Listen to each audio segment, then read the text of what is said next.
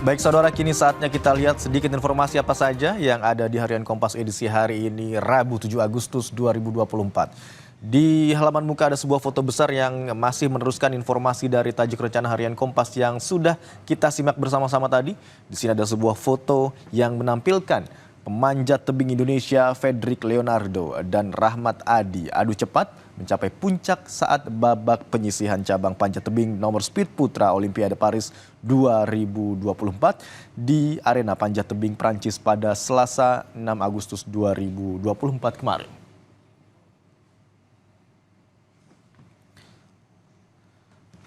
Dari informasi terkait dengan Olimpiade Paris 2024, kita akan beralih ke sebuah judul besar, lampu kuning dari kelas menengah Republik Indonesia.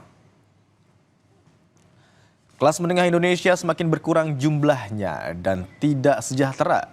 Keresahan kelompok ini tak bisa dipandang sebelah mata karena jumlah mereka banyak dan punya pengaruh besar kepada kehidupan sosial. Jumlahnya kelas menengah di Indonesia turun signifikan dalam beberapa tahun terakhir akibat melemahnya daya beli masyarakat dan minimnya kebijakan pemerintah yang pro kepada kelas menengah. Dampak fenomena ini mulai terasa pada kondisi perekonomian nasional dan perlu diantisipasi agar tidak berkembang menjadi keresahan sosial.